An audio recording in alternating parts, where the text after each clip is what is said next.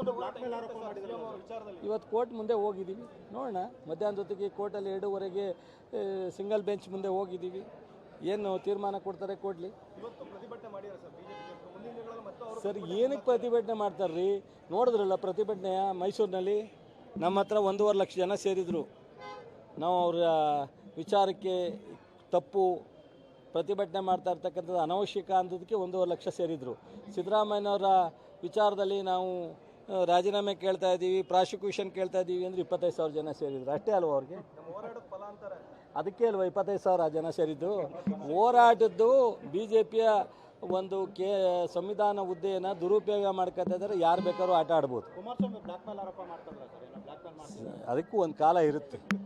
ಈಗಾಗಲೇ ಸಾಕಷ್ಟು ಪ್ರತಿಯೊಬ್ಬರಿಗೂ ಒಂದು ಎಂಡಿಂಗ್ ಅಂತ ಇರುತ್ತೆ. ಕಾದು ನೋಡಿ.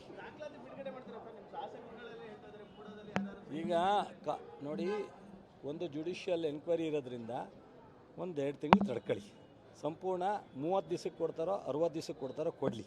ನಾವು ಅವ್ರ ಥರ ಬೀದಿಲಿ ಆಟ ಆಡೋದಲ್ಲ. ಸರ್ಕಾರ ನಮ್ಮದು, ನಾವು ಸರ್ಕಾರ ನಡೆಸ್ತಾ ಇರೋದು.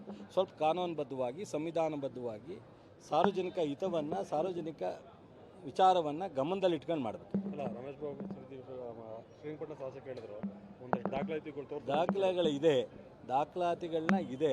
ಸರ್ಕಾರ ಬಿಡುಗಡೆ ಮಾಡಬೇಕು ಅಂದರೆ ಬಿಡುಗಡೆ ಮಾಡಿ ತನಿಖೆ ಕೊಡಬೇಕು. ಇಲ್ಲ ತನಿಖೆ ಕೊಟ್ಟ ಮೇಲೆ ತನಿಖೆ ನಡೀತಾ ಇರುವಾಗ ಬಿಡುಗಡೆ ಮಾಡೋದು ಸೂಕ್ತ. ಹೌದು ಅದನ್ನೇ ತಡ್ಕೊಳಪ್ಪ ಅಂತ ಹೇಳಿದ್ದು. ನಾವಿಲ್ಲ ಅಂತ ಹೇಳಲ್ಲ, ನಾವು ಪೆನ್ ಡ್ರೈವ್ ಇದೆ ಅಂತ ಹೇಳಲಿಲ್ಲ. ಸದ್ಯದಲ್ಲೇ ಎಲ್ಲವೂ ಹೊರಗಡೆ ಬರುತ್ತೆ. ನಾವು ಹಂಗೆ ಹೇಳಲ್ಲ ಗುರು, ನಾವು ಹೇಳ್ತಾ ಇದ್ದೀವಿ, ಕೊಡ್ತೀವಿ. ಆದಷ್ಟು ಬೇಗ ತನಿಖೆಯನ್ನು ಕಂಪ್ಲೀಟ್ ಮಾಡಿ ಎಲ್ಲ ಕ್ರಮ ಜರುಗಿಸ್ತೀವಿ.